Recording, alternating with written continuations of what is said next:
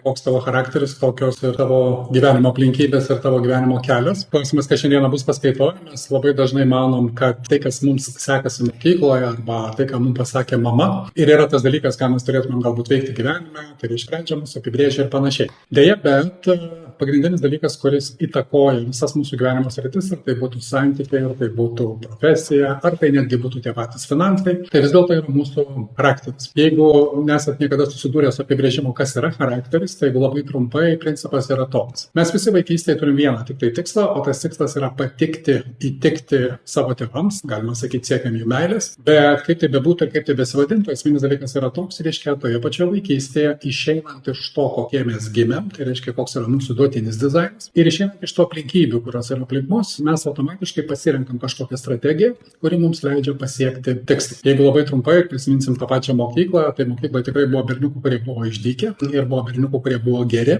Klausimas, kuo jie skiriasi? Jie skiriasi savo strategiją, kaip jie pasiekdavo tikslą. Geri berniukai galbūt dėl savo kūno konstitucijos, galbūt dėl paveldimumo, dėl savo tų charakterių reiškia polinkių ir tų pačių aplinkybių. Galbūt mamos buvo griežtos, galbūt dar kažkokios tai aplinkybės, bet kokiu atveju jie pasirinko tą strategiją, kuri vadinasi, aš esu geras berniukas ir tokią formą gaunu aplinkinių žmonių dėmesį ir pritarimą. Tie patys išdykę berniukai, tikriausiai kaip ir visi berniukai prieš tai bandė gerą strategiją, bet nepaėjus su gerą strategija, jie automatiškai išsibandė priešingą strategiją, o priešinga tai yra reiškia išdykęs vaikas. Ir bet kokią formą, bet kuri sistema reiškia to net nesuvokia, kad tai yra geras elgesys, blogas elgesys, nes kaip ir minėjau, kiekviena iš tų sistemų reiškia turi savo konkretų tikslą. Tai ar mes dėmesį gaunam geruoju būdu, ar mes gaunam išdykaudami, esmė išlieka ta pati. Ir kiek yra tekę matyti, kiek yra tekę bendrauti su mamom, su tėvais, kurie turi tuos išdykusius vaikus, visada pagrindinė problema ta pati. Kai vaikas negauna dėmesio geruoju būdu, jisai būtinai bandys blogą strategiją. Tai va toks bendras įvadas ir kad geriau suprasti, reiškia, kodėl aš apie tai kalbu, tai labai trumpai apie mane.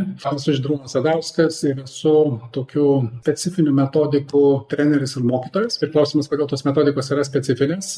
Kai man buvo asmeniškai 16-17 metų, aš labai tiksliai žinojau, kad noriu dirbti spec tarnybose. Ir nelabai galėjau savo atsakyti klausimą, ką aš ten iš tikrųjų būčiau veikęs, nes klasikinis įsivaizdavimas tų pačių spec tarnybų buvo toks, kad ten šaudo gaudo. Ir nežinau kodėl, bet mane labai tenais traukė. Ir tik po 20 metų tai idealiausia specialybė, kuri apibūdina tai, ką aš šiandieną darau, tai yra profileris. Profileris dar kitaip gali būti pavadintas kriminalinis psichologas, dar kitaip tai gali būti pavadintas kriminalistas, bet su tokiu specifiniu reiškia atspalviu. Ir jeigu trumpai apibrėžtas mano metodikas, tai mane domina visos metodikos, kurios leidžia įvardinti žmogaus pagrindinius charakterio reiškia savybės, jo talentus, polinkius, jo pagrindinius motyvus, jo reakciją streso metu. Tai yra visos metodikos, kurios leidžia tai daryti nekontaktuojant su žmogum. Tai pradėsim nuo klasikinių, tai yra kūno kalba, yra toliau reiškia tokia sistema kaip veidoskaita, tada yra tokia sistema kaip aprangos psichologija, tada yra dar tokia sistema, kuri vadinasi kūno konstitucijos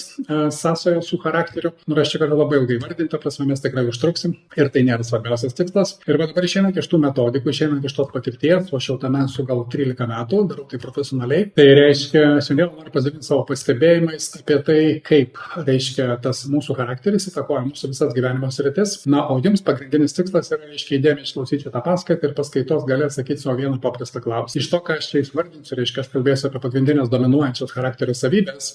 Jūs turite atsakyti savo klausimą, kurios iš tų savybių labiausiai dominuoja jūsų charakterį.